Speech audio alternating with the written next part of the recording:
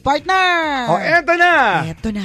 Nagpaparamdam na naman Ang ating Mahiwagang Burnay!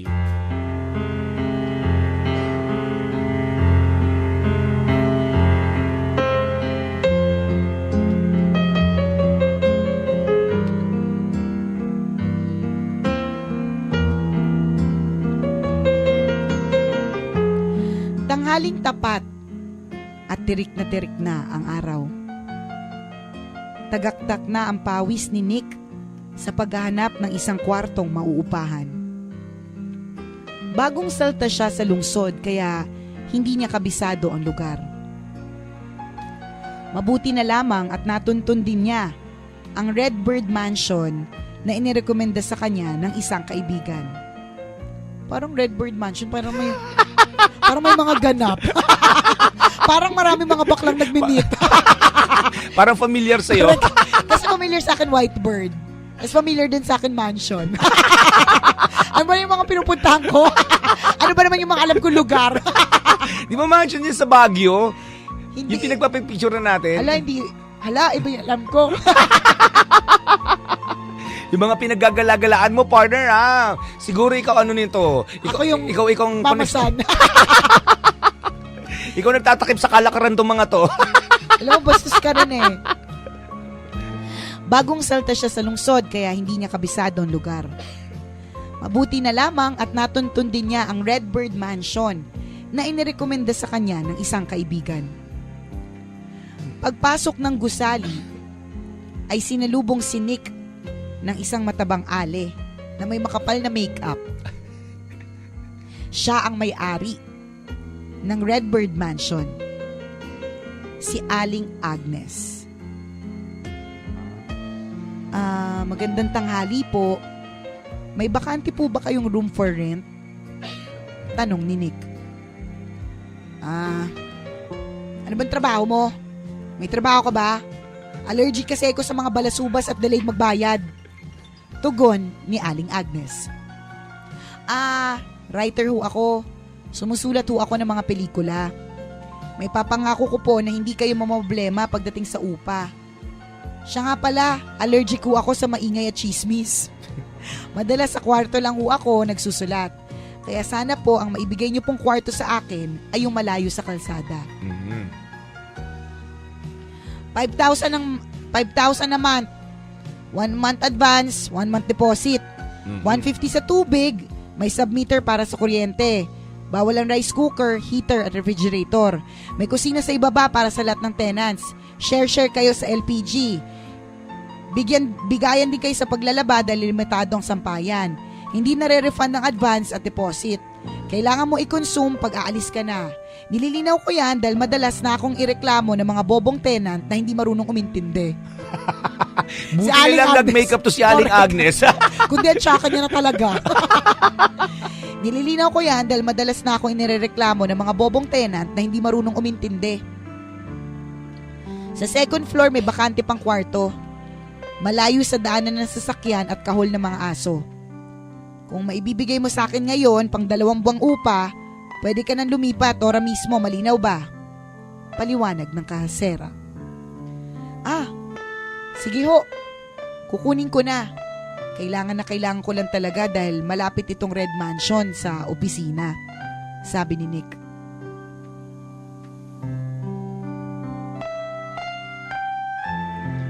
Pagkaabot ng bayad ay ibinigay na ni Aling Agnes ang susi kay Nick. Sa room 17 ka. Pagpanik mo ng hagdan, lumiko ka sa kaliwa. Paalala ni Aling Agnes. Nang makita ni Nick ang kwarto ay agad niyang nagustuhan ito. Siguro may picture ng bold. Yung mga kalendaryo nakapaskil sa sa dingding.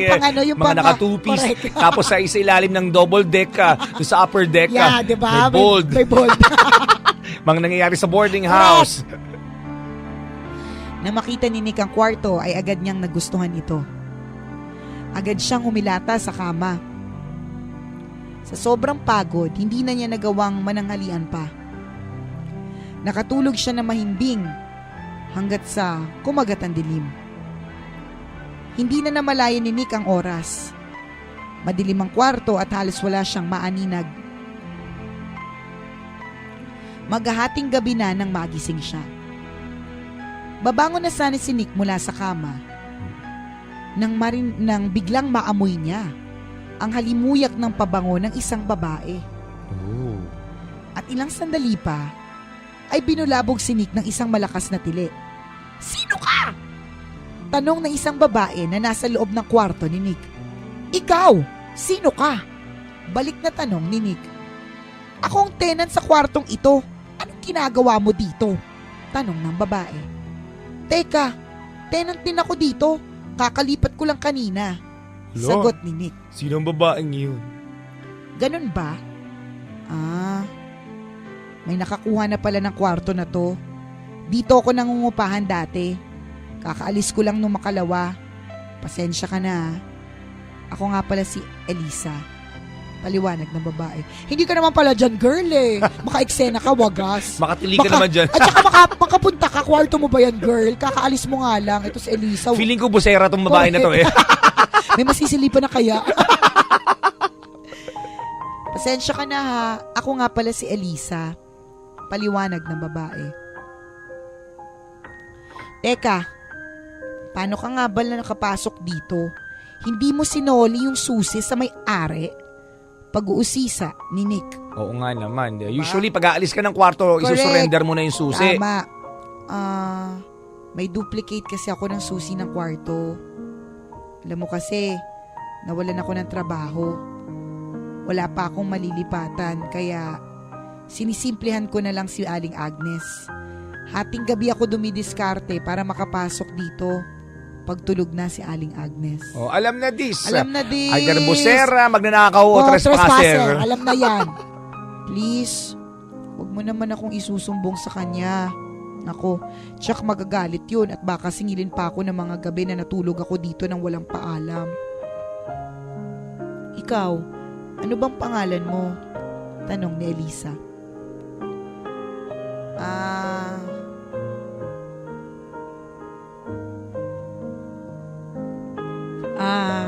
Nick nga pala. Bagong salta ako dito sa lugar nyo. Diyan ako nagtatrabaho sa Carter Brothers Film Production. Scriptwriter. Sagot ni Nick. Film writer ka din? Wow, it's a small world. Tara, kanta tayo. It's a small world after all. It's a small world after all. Siyempre, hindi yun ang sinabi ni Elisa. Film writer ka din? Wow, it's a small world. Sa Bento Sisters Production ako rumaraket sa pagsusulat. Sabi ni Elisa. Bento Sisters? Malaking kumpanya yan ah. Big time ka pala. Tapos wala kang pabayad sa boarding house? Ba't ganun? Paka-explain with pelikula. Bento Sisters? Malaking kumpanya yan ah. Big time ka pala. Magkanong sahod mo dyan? Tanong ni Nick. Nako, sa kasamaang palad ay nagko-cost cutting sila ngayon at isa ako sa mga natsugi. Kaya eto, tambay. Naghahanap pa ako ng malilipatan. Naku Nick, bakit sa Carter Brothers ka pumasok? Alam mo ba na hindi yan maayos magbayad yung mga may-ari niyan? Kumukuha sila ng mga fresh writers tapos hindi nababayaran yung mga gawa nila. Ganun? Sabi ni Elisa. Naku, maninira pa. Correct. Trespasser. Hindi nagbabayad. Hindi nagbabayad ng renta. Busera. Correct. Adelantada. Maninira, chismosa. Nako, kumukuha sila ng mga fresh writers tapos hindi nababayaran yung mga gawa nila. Sabi ni Elisa. Ganun ba? Ngayon ko lang nalaman yan ah. Kaya pala, hindi pa ako pinapapirma ng kontrata. Wala akong idea kung magkano ang sasahurin ko. Sabi ni Nick. Nick, may papakiusap sana ako sa'yo. Pwede ba na habang naghahanap ako ng bagong trabaho, dumito muna ako? Kailangan ko lang talaga na matutuluyan. Huwag ka mag-alala. Babayaran na lang kita pag nakahanap na ako ng bagong racket. Pakiusap ni Elisa. Ganun ba? O di sige. Payag ako na tumira ka dito. Pero pansamantala lang naman, di ba? Para naman makatulong din ako sa kapwa ko writer. Basta wag mo lang akong gagapangin, ha? Sinabi talaga ni Nick. Basta wag mo lang akong Nasa script nga. Oo nga. Basta wag mo lang akong gagapangin, ha? Joke. Alam ko ang hirap na pinagdadaanan mo. Ganyan talaga pag mga writer. Kaya sige, dumito ka muna. Sabay na lang tayo maghanap ng bagong kumpanya na mapapasukan. Magtulungan na lang tayong dalawa, sabi ni Nick.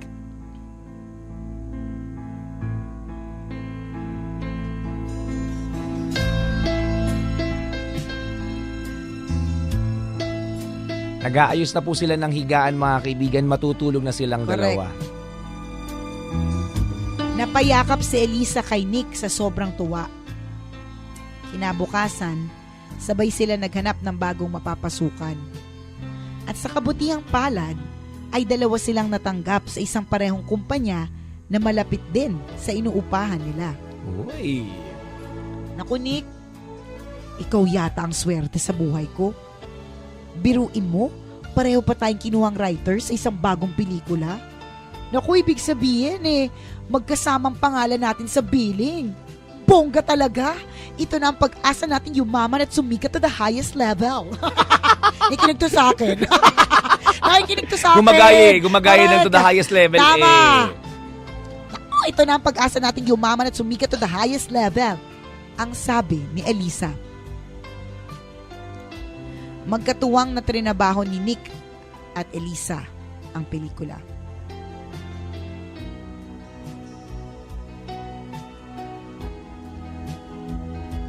Ilang buwan silang magkasamang nagpuyat, nag-isip, at nagsulat.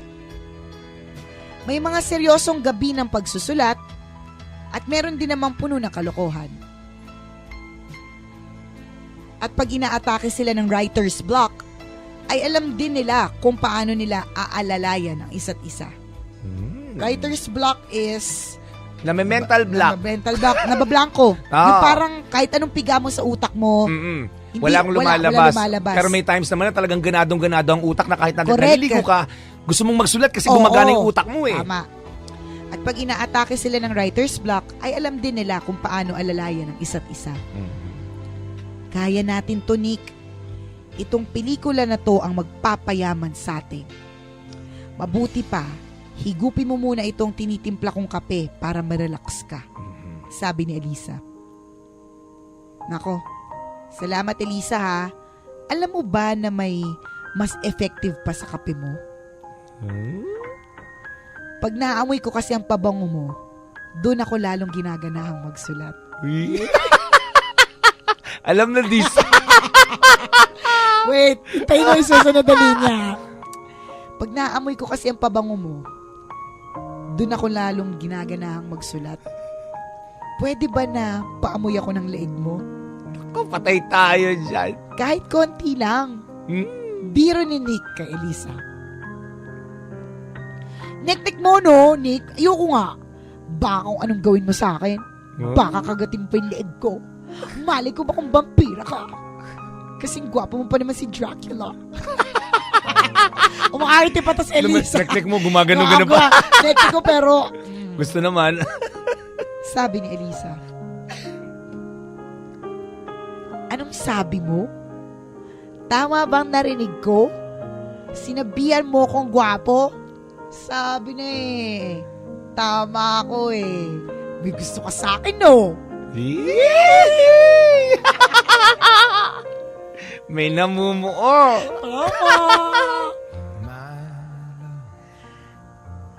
Lumapit si Nick kay Elisa at tinanggal ang salamin sa mata. Yes!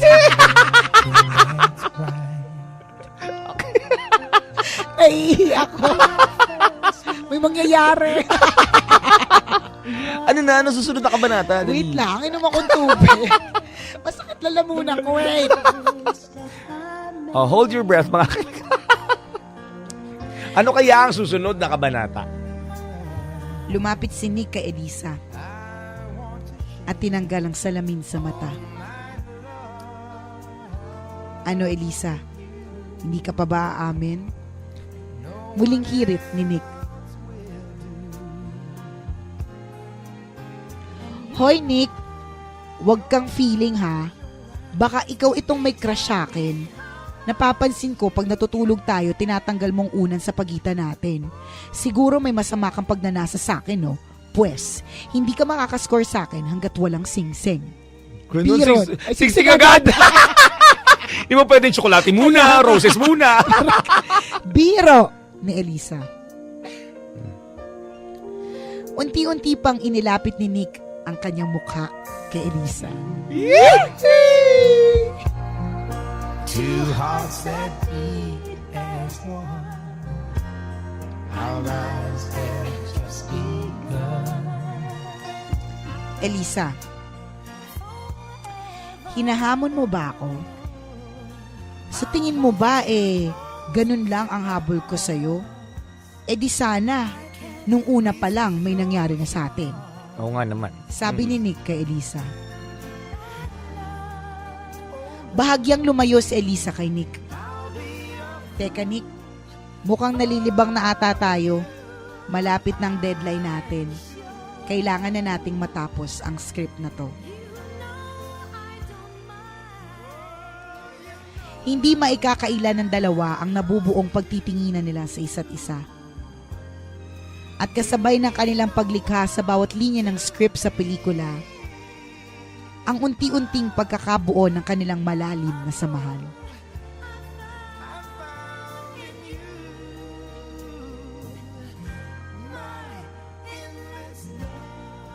Matapos ng ilang buwang pagpapagal ay natapos din ng magkaibigan ang kanilang obra.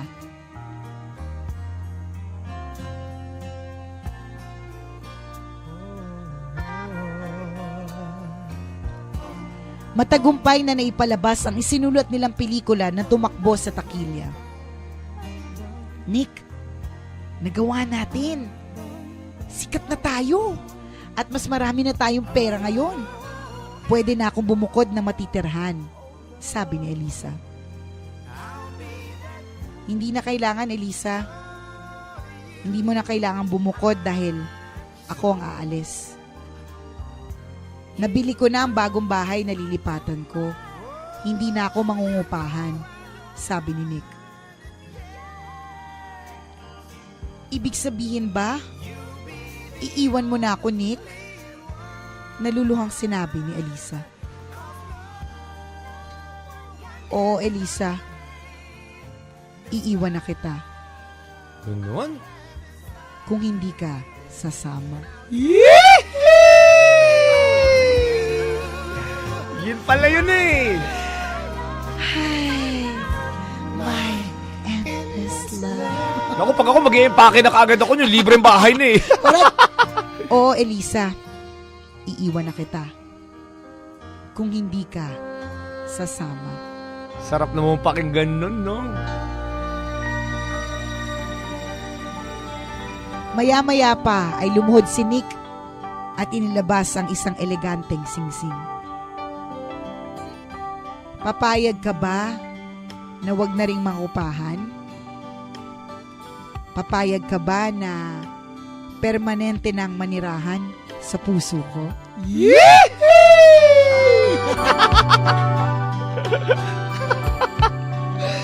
Hi, Miss Elisa Monteverde, will you marry me? Halos hindi makapaniwala si Elisa sa kanyang narinig. Hindi niya inisip na mararanasan niya ang ganong klase ng eksena na sa pelikula lang niya nakikita. Hindi na pinalagpas ni Elisa ang pagkakataon.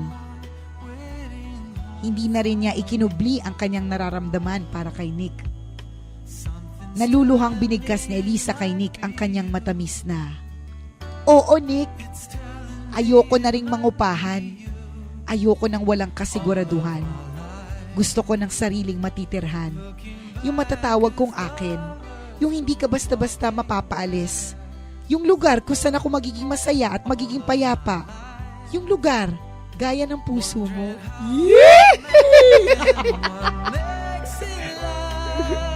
Talaga pag in love eh, no? Correct! Oo, Nick. Magpapakasal ako sa'yo. I love you to the highest revelations. Nagpakasal sila Nick at Elisa at binuo ang sariling pamilya. At nagpatuloy sila sa kanilang trabaho bilang tandem writers sa mga pelikula. At gaya ng mala fairy tale na istorya, ang kanilang pag-iibigan na nagsimula sa isang maliit na kwartong inuupahan ay nagkaroon ng magandang katapusan. Naman! Sarap naman nun. Alam na this, ang lesson po na may wagang burnay, mag-trespass po. Malay mo, magka-love life ka. Sino mag-aakala, di Diba? ba? Na nagkagulatan sila sa loob ng kwarto, isang Correct. nagbabayad, isang pumapasok lang hindi nagbabayad. Tamad! Kasi dati siya nangungupahan doon na ito pala yung magsisimula na isang bagong pagkakaibigan and eventually lumalim sa isang pag-iibigan. What? Yes naman! Sarap naman nun. Congratulations sa inyong dalawa. Correct, at naway pag nagkaroon ng birthday party ang anak nyo, imbitahan nyo kami. Well, nakakatuwa naman yung kwento na may wagang burnay. Light lang kumpara sa kahapon ang bigat, di ba? Correct. Nakakaiyak eh. Ito partner kilig-kilig. Nakakakilig eh. Ito lang ang ibig sabihin yan eh. Hindi mo talaga masasabi kung saan ipinaplano ni Lord mo makikilala. Correct. Yung taong makakatuluyan mo. Walang dapat pinipiling lugar, walang kumbaga. pinipiling lugar. So, dapat lagi kang ready. Lagi kang may hawak na lip gloss tsaka pangkilay.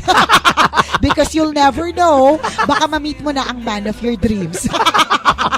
Thank you, may wagang burnay. Salamat sa pagpapakilig ngayong umagang ito. Totoo yan mga kaibigan. Maniwala tayo, may taong makakatagpo natin na mamahalin tayo, di ba? Sa hindi natin inaasahang pagkakataon. Correct. Lahat ng kaldero po ay may nakalaang takip. Lalo na po kung ang iyong vocation talagang para sa married life. Tama. Umasa ka, darating din ang para sa iyo, kabisyo. Tama po siya mga kabisyo, para sa lahat ng mga nandito sa Maynila and via live streaming www.loveradio.com.ph.